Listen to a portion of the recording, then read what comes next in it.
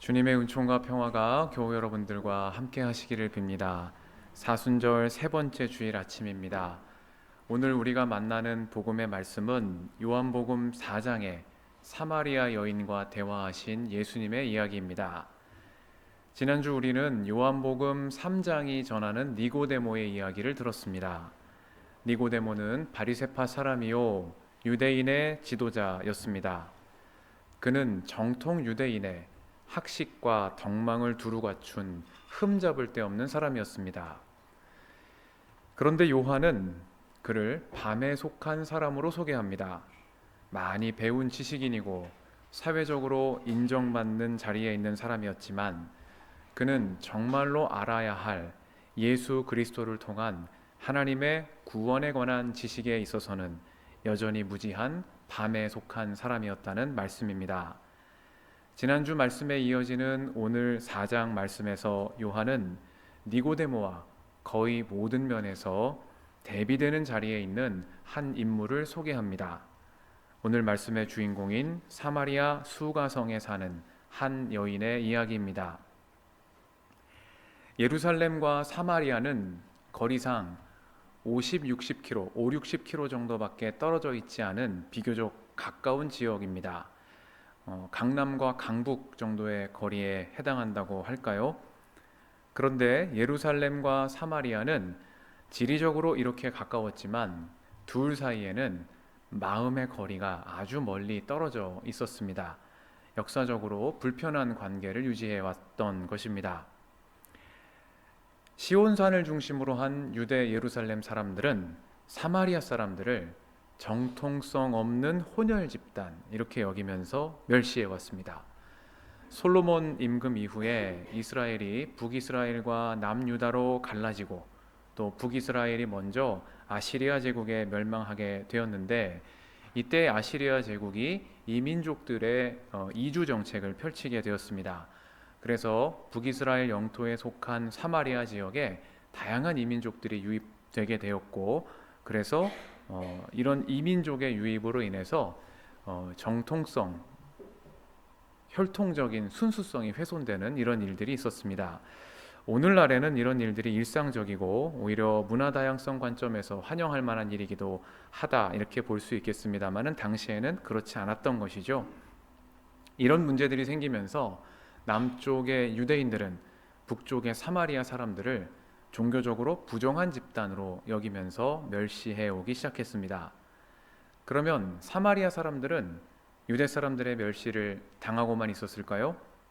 아닙니다. 그리심산을 중심으로 한 사마리아 사람들은 똑같이 유대 사람들을 멸시했습니다. 사마리아 사람들은 유대인들을 가리켜서 모세의 율법을 더럽힌 변절자들이다.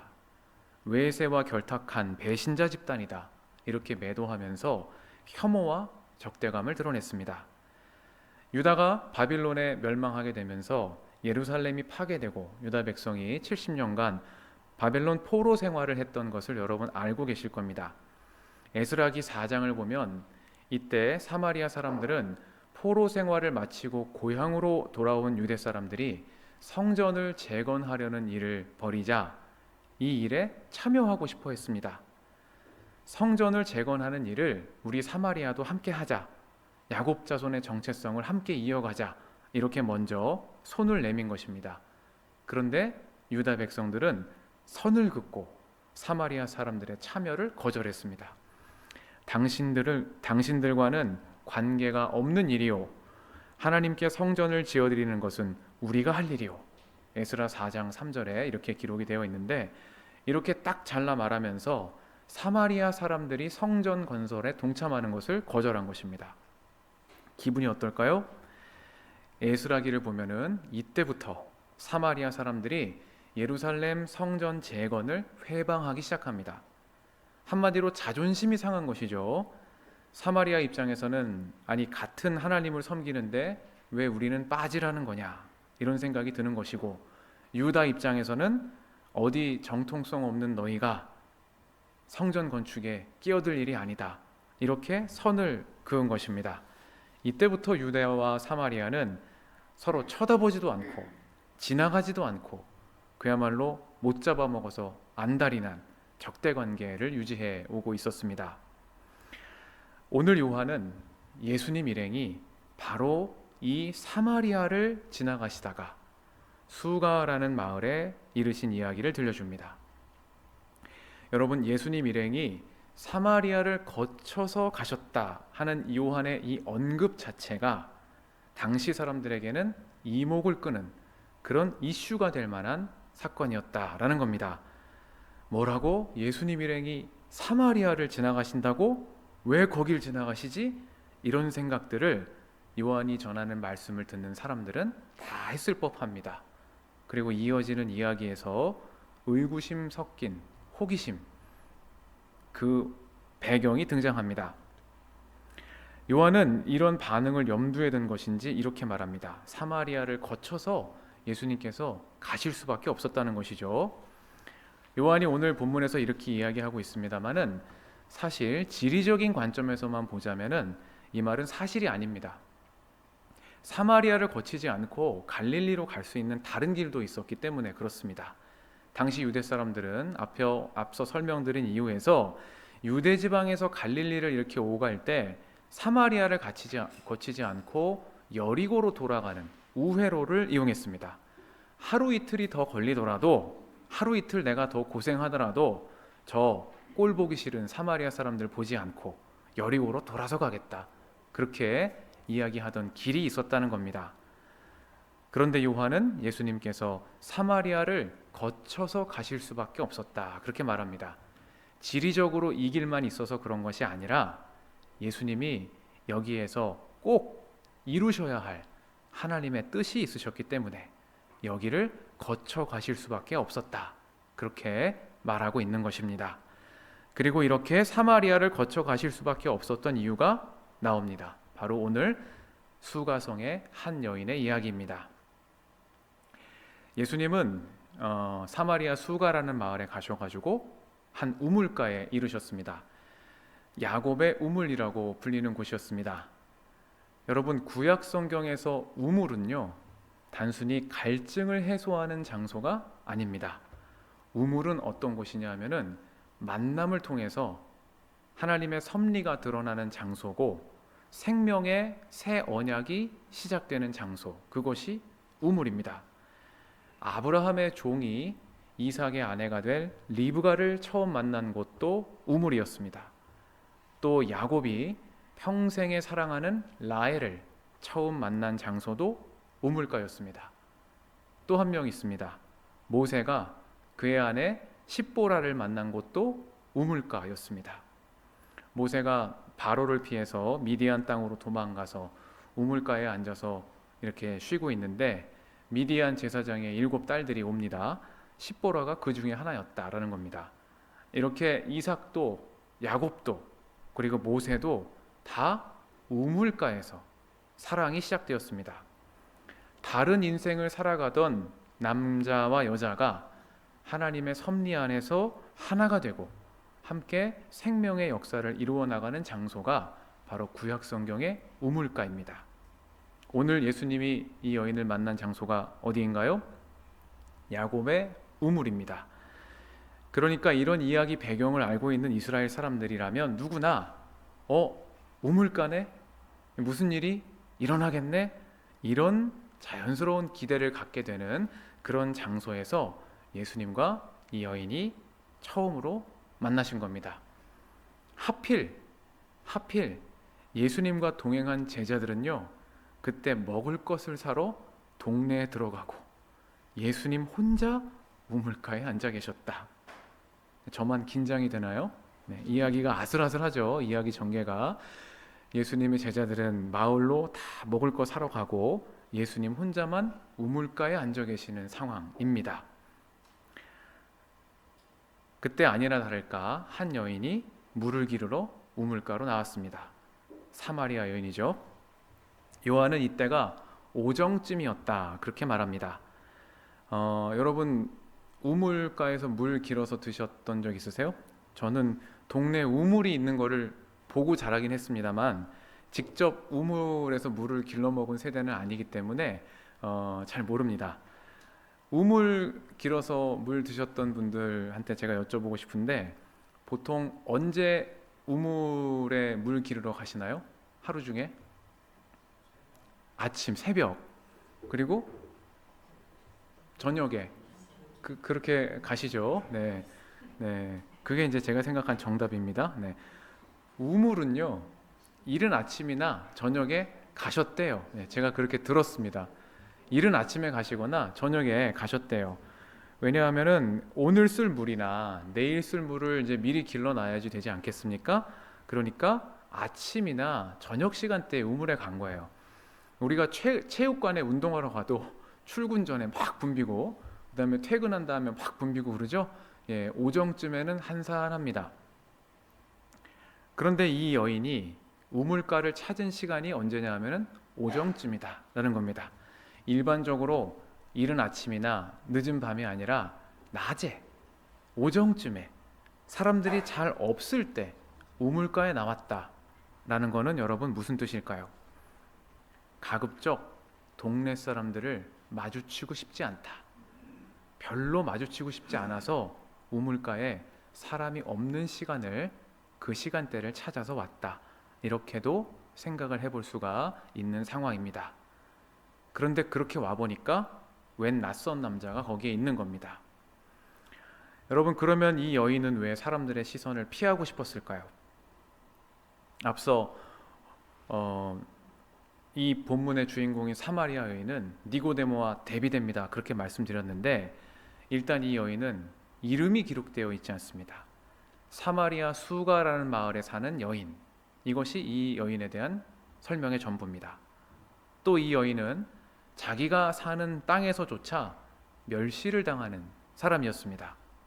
니고데모는 바리새파 사람이고 유대인의 지도자였고 그가 속한 사회에서 존경받는 인물이었지만 오늘 야곱의 우물에서 예수님을 만난 이 여인은 존경은커녕 자기가 사는 동네에서 비난과 박해를 당하지 않을까 항상 조심해야 하는 그런 자리에 있었습니다. 어떻게 알 수 있었을까요? 이 여인에게 남편이 5이나 있었고 지금 같이 살고 있는 남자도 그의 남편이 아니기 때문입니다. 그러니까 우물가에서 예수님을 만난 이 여인은 유대 사람들이 멸시하는 사마리아 출신의 자기 이름도 없고 자기를 사회적으로 보호해주고 대변해줄 만한 이렇다 할 남편도 없는, 심지어 5번이나 남편에게 버림을 받은 그야말로 소외된 사람 중에 소외된 사람이었다 하는 말씀입니다. 우물가 로맨스를 기대했던 사람들의 기대를 무너뜨리는 그런 대목이죠. 그런데 여러분, 이 이야기는 그럼에도 불구하고 여전히 사랑 이야기입니다. 한 남자와 여자의 사랑이 아니라 신랑이신 예수님과 주님을 맞이한 신부인 성도들, 우리 모두의 사랑 이야기입니다. 예수님은 이 여인에게 물을 좀 달라고 그렇게 말씀하셨습니다. 그러자 눈치 빠른 이 여인은 선생님은 유대 사람인데 어떻게 사마리아 사람인 나에게 물을 달라고 하십니까? 그렇게 대답합니다. 그리고 둘의 대화는 육신의 목마름을 해소하는 마시는 물에 관한 이야기에서부터 영적인 목마름을 해소하는 영생에 이르게 하는 샘물에 관한 이야기로 빠르게 전개됩니다. 요한이 전하고자 하는 메시지가 본격적으로 펼쳐지기 시작하는 겁니다.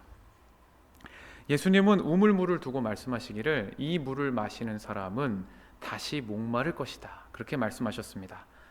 당연한 말씀이죠. 물 마시면 갈증이 해소되고 또 갈증이 해소된 다음에 얼마 지나면 또 목이 마르고 또 마시면 해소되고 목마르게 되고 이런 과정이 반복되는 것입니다. 생명이 지속되는 과정이죠. 그런데 예수님의 말씀은 이런 경험과 이해의 차원을 넘어서는 한 단계 높은 차원의 이야기, 영적인 차원에 이르는 지혜를 오늘 우리에게 전해주고 계십니다. 바로 그 다음에 이어지는 말씀입니다. 그러나 내가 주는 물을 마시는 사람은 영원히 목마르지 아니할 것이다. 내가 주는 물은 그 사람 속에서 영생에 이르게 하는 샘물이 될 것이다 하신 말씀입니다. 여러분, 우물은 우리 바깥에 있습니다. 그래서 우물을 마시려면 직접 우물이 있는 곳에 가서 우물을 길러서 갈증을 해소하거나, 아니면은 그렇게 할 수 없으면 어떻게 해야 합니까? 우물을 직접 파야 합니다. 그런데 요즘은 그렇게 할 필요가 없죠. 여러분 어떻게 하십니까? 목마르면 배달시키면 됩니다. 돈으로 물을 삽니다. 직접 우물이 있는 곳으로 갈 필요도 없고요. 여러분이 수고해서 우물을 팔 필요도 없습니다. 큰 대기업에서 알아서 우물이 있는 곳을 찾아서 알아서 물을 잘 파서 우리의 집 앞에까지 배달해 줍니다. 돈으로 할 수 있습니다. 다시 말해서 우리의 목마름을 채우는데 돈이 필요한 시대다. 거칠게 말하면은 돈이면 다 해결된다고 사람들이 그렇게 생각하기 쉬운 그런 시대를 우리가 살고 있다라고 할 수 있겠습니다. 여러분, 사람들이 왜 부자가 되고 싶어 할까요? 여러 이유가 있겠습니다만은 근본적인 이유를 생각해 보자면은 목마름을 해소하고 싶기 때문이 아닐까, 그런 생각이 듭니다. 어떤 부족함을 채우기 위해서, 또 어떤 갈급함을 해소하기 위해서, 혹은 어떤 불편함을 없애기 위해서 사람들은 부자가 되기를 바랍니다. 지금 내가 목마름을 느끼고 있기 때문에 이 목마름이 사라지기를 바라는 마음이 누구에게나 있는 것이고, 현대사회에서 이 목마름은 특별히 물질로 해소할 수 있다라는 관념이 팽배하기 때문에 우리는 누구나 부자가 되기를 바랍니다. 그런데 예수님은 내가 주는 물은 바깥에서 안으로 들어오는 그런 우물물이 아니라 그 사람 속에서 영생에 이르게 솟아나는 샘물이 될 것이라고 말씀하십니다. 생명을 지속시키는 힘을 저 바깥에다 두지 않고 내 안에 두겠다. 어디 가서 목마름을 해소하려고 하지 않아도 영원히 목마르지 않을 영생에 이르게 하는 샘물을 다른 데가 아니라 바로 너의 안에 두겠다. 그렇게 말씀하고 계시는 겁니다. 여러분, 여기서 요한이 말하는 영생에 이르게 하는 샘물이 바로 성령입니다. 저 뒤에 요한복음 7장 38절 보면 또 물에 관한 이야기를 요한이 합니다. 그때 예수님이 이렇게 말씀하십니다. 나를 믿는 사람은 성경이 말한 바와 같이 그의 배에서 생수가 강물처럼 흘러나올 것이다. 이것은 예수를 믿은 사람이 받게 될 성령을 가리켜서 하신 말씀이다. 이것이 요한복음 7장 38절과 39절에 기록된 말씀입니다. 영생에 이르게 하는 샘물, 배에서 강물처럼 흘러나오는 생수, 이것이 바로 요한이 증거하는 성령이다 라는 말씀입니다. 여러분, 예수님이 구하라, 찾으라, 문을 두드리라 하신 말씀 기억하시죠? 누가 아들이 떡을 달라 하는데 돌을 주고 생선 달라 하는데 뱀을 줄 사람이 있냐? 너희가 악할지라도 자녀에게 좋은 것으로 줄 줄 알거든 하물며 하늘에 계신 아버지께서 구하는 자에게 좋은 것으로 주시지 않겠느냐? 마태는 그렇게 기록했습니다. 그런데 오늘 예배를 열면서 제가 봉독한 누가복음의 말씀에는 마태가 좋은 것이라고 기록한 이것을 구체적으로 성령을 주시지 않겠느냐, 이렇게 기록해 두고 있습니다. 좋은 것이 구체적으로 성령이다 라고 누가는 이야기하고 있는 겁니다. 저는 솔직히 예전에 생각하기를, 아니 구하는 것을 주셔야지 왜 성령을 주시지? 그랬습니다. 그런데 믿음이 자라나면서 성령을 주시겠다는 이 말씀이야말로 정말로 모든 것을 주시겠다는 약속이구나, 모든 것을 주시겠다는 하나님 은혜의 약속이구나 하는 그런 깨달음을 얻게 됐습니다. 창조주 하나님께 속한 그 무엇이 아니고 한 분이신 하나님을 우리 안에 주시겠다, 한 분이신 하나님께서 우리 안에 거하시도록 성령께서 언제나 우리와 동행하시겠다 하는 약속의 말씀이기 때문입니다. 명장이 만든 명품을 주는 것이 아니고요, 그 명장이 언제나 우리와 동행하시겠다 하는 말씀에 다름 아니다 하는 겁니다. 임마누엘 하나님께서 함께 하시는 삶이라면 이 산에서도 저 산에서도 어디에서나 영과 진리이신 주님 안에서 만족한 삶이 된다 하시는 예수님의 말씀입니다. 여러분, 창세기의 인간론을 살펴보면 제가 여러 번 말씀드립니다만 아담과 하와가 선악과를 먹고 눈이 밝아지죠. 그리고 자기의 벗은 몸을 보고 부끄럽게 여기게 됩니다. 그에게 결핍이 생겼고 그것을 채우기 위해서 무화과 나무를 주워다가 치마를 엮어서 몸을 가리는 일들을 우리가 창세기를 통해서 보게 됩니다. 바깥에서 뭔가를 가져다가 치장을 하고 자기 부족함을 가리려고 그야말로 안간힘을 쓰는 그런 인간의 모습이 창세기에 담겨 있습니다. 여러분, 우리 현대인들에게 이 무화과 나무와 같이 무언가를 주워다가 우리의 몸을 가리려고 힘쓰는 그런 것들이 무엇일까요? 옛날에는 집안이고 학력이고 직업이고 이런 것들이었다면 오늘날에는 양극화가 심화되고 물질주의 정신이 팽배한 오늘날에는 부동산이고 돈이고 그런 것들이 전부가 아니겠습니까? 그런데 이것들은 무화과 나뭇잎과 같은 것들이고 오늘 본문의 맥락에서 말씀드리자면 저 바깥에 있는 우물에서 길어오는 물의 다름 아니다 하는 것입니다. 이것들이 당장의 우리의 목마름을 해소하는 데는 분명히 도움이 되지만 영원한 목마름을 없앨 수는 없다. 그것이 예수님이 이 여인과 나누신 대화에 담겨 있는 뜻입니다. 오늘 예수님 뭐라고 말씀하십니까? 끝으로 이 말씀 살펴보고 오늘 말씀 맺겠습니다.